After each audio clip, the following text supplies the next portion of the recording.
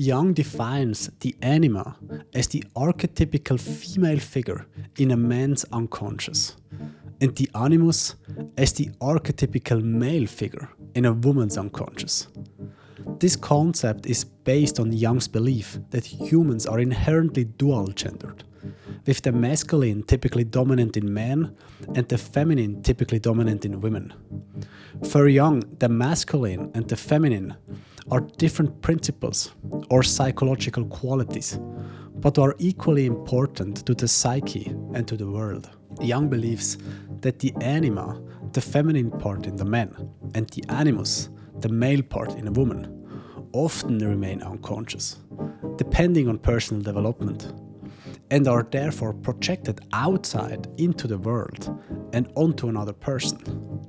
And this person, on which the anima or the animus is projected on, often has a strong, often numinous and fascinating touch. So if you have a crush on somebody, Jung would say you projected your anima or animus onto them. Jung writes about the anima. Every man carries within him an image of a woman, not of a specific woman, but of an archetypical woman. This image is an unconscious inheritance passed down from ancient times. It is a psychological imprint shaped by all ancestral experiences with the feminine, a collection of impressions of women. And even if there are no women, this unconscious image could still describe what a woman would be like psychologically. And the same applies to women who also carry an innate image of a man, the animus. Jung believed that the anima is what drives a man, often unconsciously, to a restless search and is the source of motivation for a man's inner and outer adventures. Jung believed that the anima is the object of a man's greatest love and hatred, being both opportunity and danger. The anima draws out his highest and best qualities, but if he succumbs to her, the anima also can lead a man to ruin. Jung believed that the anima appears in different forms, positive or negative, sometimes as a goddess, other times as a prostitute, a maternal friend, a mysterious stranger, a young girl, a witch or a priestess, a saint or a mystical figure, or as wisdom itself. For Jung, meeting our anima is something extraordinary, something sacred. He believed we typically meet our anima inside the world, projected onto specific women, where he believes some female types are particularly well suited to be an object for an anima projection, such as dancers or actresses. Jung distinguishes 4 stages in the development of the anima. The first stage reflects the purely biological and earthly aspects, primarily serving reproduction, and represented by the primordial mother, or Eve, the first woman in the Christian story. The second stage primarily reflects the aesthetic and romantic parts, represented, for example, by the Greek figure Helene of Troy, which was considered the most beautiful woman at that time.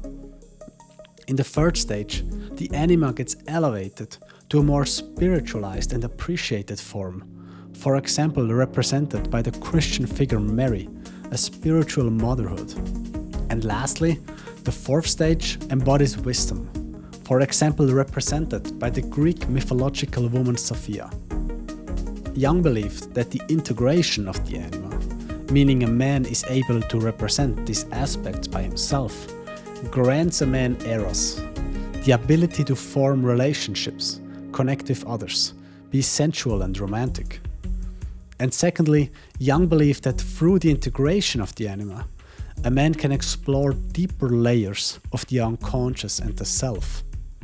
However, Jung believed that when the anima remains undifferentiated and unconscious, a man tends to be more vain, sensitive, has stronger emotional swings, and confuses sexuality with love.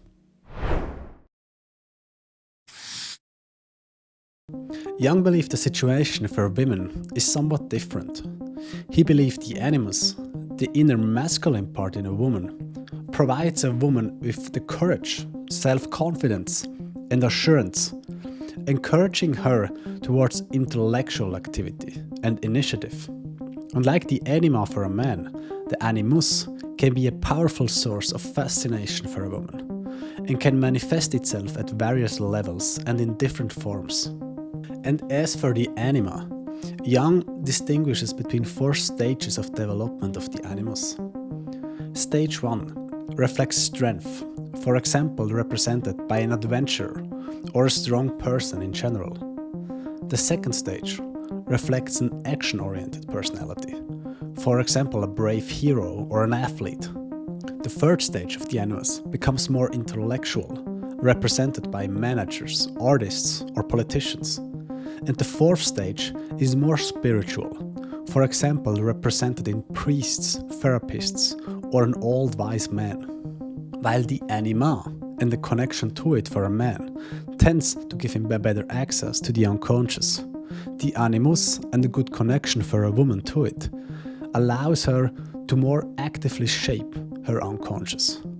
And according to Jung, an undifferentiated animus leads to stronger prejudices, stubbornness, deceitful behavior, and self-depreciation.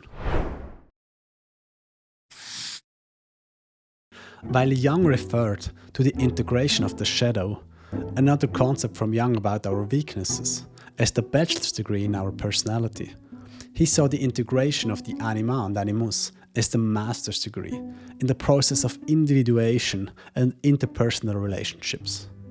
Jung believed that anima and animus projections happen very frequently in relationships, therapy or at work, and that we are often only after years become consciously aware of these projections. Jung thought that the task in the first half of our life is to develop a more differentiated anima and animus by separating from our own parents, building our own identity, and projecting our anima onto various people outside in the world and getting more familiar with it. And in the second part of our life, anima and animus can turn more inwards, where we found these aspects inside ourselves and discover more of ourself.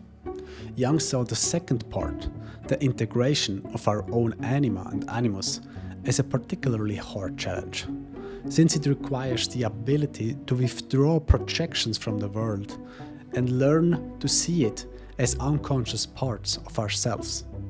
He believed that this requires a deeper understanding of the inner and outer aspects of the psyche, which typically occurs in the second half of life, after considerable and often costly life experiences.